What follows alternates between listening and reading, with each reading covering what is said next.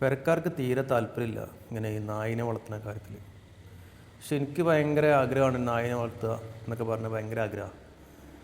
അങ്ങനെ ഞാൻ ഒരു നായ്ക്കുട്ടീനെ വാങ്ങി പെരയെ കൊണ്ടുവന്ന് താലോലിച്ച് ഓമനിച്ചൊക്കെ വളർത്താൻ തുടങ്ങി. അപ്പോൾ പെരയിൽ ഭയങ്കര പ്രശ്നമായി. നായിനെ ഇവിടെ വളർത്താൻ കഴിയില്ല, ഇനി ഞാൻ കൊണ്ട് ഒഴിവാക്കണം എന്നൊക്കെ പറഞ്ഞിട്ട് ഞാൻ എൻ്റെ പരമാവധി ശ്രമിച്ചു നോക്കി. കുറേ ദിവസമൊക്കെ ഞാൻ പിടിച്ചു നിന്ന് അവിടെ. ആ കുറേ ദിവസം പിടിച്ചു നിന്നത് പിന്നീട് എനിക്ക് വലിയൊരു പണിയായി. കാരണം ഞാൻ നായുമായിട്ട് ഭയങ്കരമായിട്ട് അറ്റാച്ചഡായി. പിന്നെ എനിക്കതിനെ ഉപേക്ഷിക്കാൻ പറ്റാത്തൊരവസ്ഥയിലേക്കായി. കാരണം ഞാൻ വൈകുന്നേരമൊക്കെ വീട്ടിലെത്തുന്ന സമയത്ത് ഈ നായി എൻ്റെ അടുത്തേക്ക് ഓടി വരികയും നായിൻ്റെ ഒരു സ്നേഹം ഭയങ്കര സ്നേഹമാണല്ലോ. അങ്ങനെ ഇത് കുടുംബക്കാർ കൂടെ വന്ന് പറഞ്ഞു കൊടുത്തിരുന്നു, ഇതിനെ ഒഴിവാക്കണം, ശരിയാവില്ല എന്നൊക്കെ പറഞ്ഞിട്ട്. അങ്ങനെ ഞാൻ എൻ്റെ ചെങ്ങാനെ വിളിച്ചപ്പോൾ ഓന് പറഞ്ഞു, ഞാൻ എനിക്ക് വേണ്ടടാ, എനിക്ക് കഴിയൂല, കൊണ്ടാൻ എനിക്ക് അതിന് നോക്കാൻ കഴിയില്ല പറഞ്ഞു. അങ്ങനെ കുറേ പറഞ്ഞ് 3-4 പേരായിട്ട് വിളിച്ച് കഴിഞ്ഞപ്പം ഒരു ചെങ്ങായി പറഞ്ഞു, ഞാൻ കൊണ്ടുപോയിക്കോളാം, തൽക്കാലം കൊണ്ടുപോയി നോക്കാമെന്നൊക്കെ പറഞ്ഞു. അങ്ങനെ സമാധാനമായി. ഓൻ കൊണ്ടുപോയി. വൈകുന്നേരം രാത്രി കഴിഞ്ഞപ്പോൾ എനിക്കാണ് ആകെ കൂടി പൊറുതിമുട്ട്.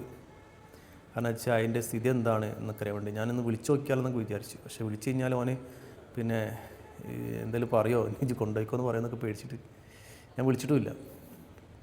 എന്നിട്ട് കിടന്നിട്ടുണ്ട്, ഉറക്കം വരുന്നില്ല. എന്തായാലും ഫോണെടുത്ത് വിളിച്ചു നോക്കാമെന്ന് വെച്ച് ഞാൻ വിളിക്കാൻ വേണ്ടി ഫോൺ എടുത്തപ്പോഴത്തേക്കും ഓൻ തിരിച്ച് വിളിച്ച് ഇങ്ങോട്ട് വിളിക്കുക, ഇജി എങ്ങനെയെങ്കിലും ഇതിനെ കൊണ്ടുപോയിക്കോ, കാരണം ഭയങ്കര ഇടങ്ങാറാണ്, കുരക്കുണ്ട് പറഞ്ഞു. അങ്ങനെ ഭക്ഷണം കഴിക്കണില്ല. അങ്ങനെ ഞാൻ പറഞ്ഞാൽ ഇജി ഒരു കാര്യം ചെയ്യും, ഇങ്ങോട്ട് കൊണ്ടുവരിക. അങ്ങനെ ഓൻ്റെ വണ്ടിയിലാക്കി ഓന് വീട്ടിലേക്ക് തന്നെ തിരിച്ചു കൊണ്ടുവന്നു. അങ്ങനെ വീട്ടുകാർ പിന്നെയും പ്രശ്നത്തിലാക്കി. അങ്ങനെ ഒരു ദിവസം ഞാൻ രണ്ടും കൽപ്പിച്ച്, ഇതാരും ഇതിനെ കൊണ്ടുപോകണമില്ല, എന്നാൽ വീട്ടിൽ നിർത്താൻ പറ്റാത്തൊരവസ്ഥയായി.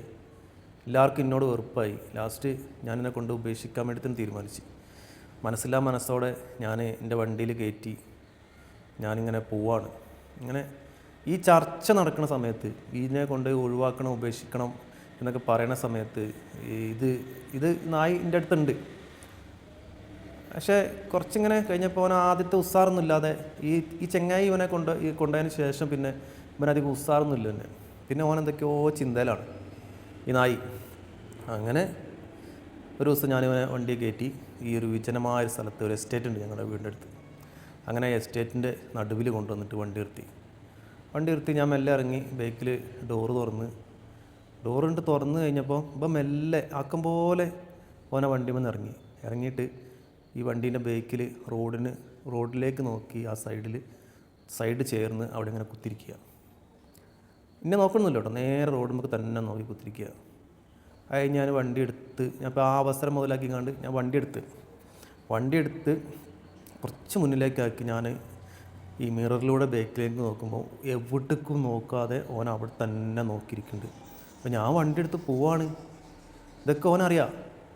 പക്ഷേ ഓനറിയാമായിരിക്കും ഒരു പക്ഷേ ഓനെ ഉപേക്ഷിക്കാൻ വേണ്ടി കൊണ്ടുവന്നാണെന്നും ഓനെ അവിടെ ഇറക്കി പോവുകയാണെന്നൊക്കെ ഓനറിയായിരുന്നു. അങ്ങനെ ഞാൻ ആ വണ്ടി എടുത്ത് പോന്നു. അന്ന് കുറച്ച് ദിവസം എനിക്ക് വല്ലാത്തൊരവസ്ഥയിലായിരുന്നു. എനിക്ക് ഓർക്കുമ്പോൾ തന്നെ വല്ലാത്തൊരവസ്ഥയിലാണ്. അതിൽ പിന്നീട് ഞാൻ അങ്ങോട്ട് പോകാനൊക്കെ എനിക്ക് ഭയങ്കര മടിയായിരുന്നു. 2 ദിവസം കഴിഞ്ഞ് പോയി നോക്കി, അപ്പോൾ ആ പ്രദേശത്തൊന്നും കണ്ടില്ല, ആൾ എവിടേക്കോ പോയി. എന്തായാലും ഏതെങ്കിലും ഒരു വീട്ടിൽ കയറി സുഖമായിട്ടിരിക്കട്ടെ എന്നൊക്കെ വിചാരിച്ച് സമാധാനത്തോടു കൂടി ഞാൻ അങ്ങനെ പോകുന്നു. കുറേ ദിവസം കഴിഞ്ഞു പോയി. ദിവസങ്ങളൊക്കെ ഒരുപാട് കഴിഞ്ഞങ്ങനെ പോയിക്കൊണ്ടിരിക്കുക. അങ്ങനെ ഒരു കൊല്ലത്തിനടുത്താവാനായി തോന്നുന്നുണ്ട്.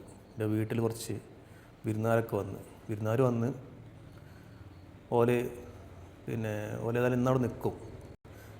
അപ്പം അങ്ങനെ രാവിലെ ഒരു പുലർച്ചെ 5:30-6 മണിയൊക്കെ ആയി കഴിഞ്ഞപ്പോൾ ഞാൻ കുറച്ച് ഇറച്ചിയൊക്കെ വാങ്ങാൻ വേണ്ടി ടൗണിലേക്ക് പോവാണ്. ടൗൺ എന്ന് പറഞ്ഞാൽ ചെറിയൊരു ഗ്രാമപ്രദേശമാണ്. അങ്ങനെ ഇപ്പോൾ മാർക്കറ്റൊക്കെ രാവിലെ ആയതുകൊണ്ട് അധികം ആളൊന്നുമില്ല, തിരക്കൊന്നുമില്ല, ഒഴിഞ്ഞെടുക്കുകയാണ്. പിന്നെ ഈ ഇറച്ചിപ്പീടിയ മാത്രമുണ്ട് അവിടെ എത്താനായി കഴിഞ്ഞപ്പോൾ കുറേ നായ്ക്കൾ എൻ്റെ നേരെ. അപ്പോൾ പുലർച്ചെ ആയതുകൊണ്ട് അങ്ങനെയൊക്കെ പ്രശ്നങ്ങളുണ്ട് അവിടെ. കുറേ തെരുവ് നായ്ക്കൾ എൻ്റെ നേരെ ചാടിയിട്ട് വന്നു കുറച്ചുകൊണ്ട്. ഞാൻ വണ്ടി അവിടെ നിർത്തി, ബൈക്കവിടെ നിർത്തി പേടിച്ച് വിറച്ചിട്ട്. അതിൽ ഒരു നായി, ബേക്കിൽ വന്നൊരു നായി ഈ നേരെ എൻ്റെ അടുത്തേക്ക് വന്ന് തിരിഞ്ഞിട്ട് ഈ നായ്ക്കൾ നേരെ നിന്നിട്ട് കുറച്ച് ഭയങ്കര കുറച്ച് കഴിഞ്ഞപ്പോഴത്തേക്കും മറ്റെല്ലാവരും സ്ഥലം കാലിയാക്കി. ഇപ്പോൾ ഈ ബേക്കിൽ വന്ന ആൾ ഈ നായ്ക്കളുടെയൊക്കെ ലീഡറാണ്. അങ്ങനെ ഞാൻ ആ നായിനെ നോക്കി കഴിഞ്ഞപ്പോൾ എവിടെയോ വെച്ച് കണ്ടുപരിചയമുള്ളൊരു നായിനെ പോലെ. ഇവരിൽ എല്ലാവരിലും വ്യത്യസ്തനാണ് ഇവന്. അതിൽ കുറച്ച് നേരം ശ്രദ്ധിച്ചപ്പോഴാണ് എൻ്റെ വീട്ടിൽ നിന്ന് ഞാൻ കൊണ്ടുപോയി ഒഴിവാക്കി ഉപേക്ഷിച്ച ആ നായിയാണിത്. വല്ലാത്തൊരു അവസ്ഥയായിരുന്നു എനിക്ക് അതിനെ കണ്ടു കഴിഞ്ഞപ്പോൾ. കാരണം എന്താ വെച്ചാൽ പിന്നെ അതിൻ്റെ തൊപ്പയുള്ള രോമങ്ങളിലൊക്കെ കുറേ രോമങ്ങളൊക്കെ പോയിരുന്നു. അങ്ങായിട്ടൊക്കെ രോമങ്ങൾ കുറേ പോയി. എല്ലാം ചില ഭാഗത്ത് കൂടുതൽ, ചില ഭാഗത്ത് കുറവ്, പിടിച്ച് കടിപിടി കൂടി വലിച്ച് പൊട്ടിച്ചാണ്. കുറേ ഭാഗത്തൊക്കെ മുറിവുണ്ട്, മുറിഞ്ഞിട്ട് പിന്നെ ചിലതൊക്കെ പിന്നെ ഉണങ്ങിയിട്ട് പോലുമില്ല. അത്രയും ക്രൂരമായ രീതിയിൽ കടിപിടി കൂടി ജീവിക്കുകയാണ്. അല്ല, അവരുടെയൊക്കെ ലീഡറാണ്. അവരിലൊക്കെ കുറച്ചും കൂടി വ്യത്യസ്തനായതുകൊണ്ട് അവരുടെയൊക്കെ ലീഡറായിട്ട് അങ്ങോട്ട് മാറി, ഒരു തെരുവ് നായിയായിട്ട് മാറി. അങ്ങനെ ആ നായ്ക്കളൊക്കെ അവിടെ നിന്ന് പോയി. പിന്നീട് ഇവനും മുന്നിലേക്ക് നടന്ന് കുറച്ച് ദൂരം നടന്നിട്ട് അവിടെ നിന്ന് തിരിഞ്ഞ് എൻ്റെ മുഖത്ത് ഇങ്ങനെ നോക്കി. എൻ്റെ കണ്ണിലിങ്ങനെ വെള്ളം തളം കെട്ടി കിടക്കുന്നുണ്ട് ഈ നായിൻ്റെ. കുറച്ച് നേരം കണ്ടോട്ടെ, എന്നെ ഒന്ന് കണ്ടോട്ടെ എന്ന് വെച്ചിട്ടാവും അങ്ങനെ നിന്നത്. കുറച്ച് നേരം അവിടെ നിന്ന് എനിക്ക് സഹിക്കാൻ പറ്റിയില്ല ആ ഒരു നിപ്പ്.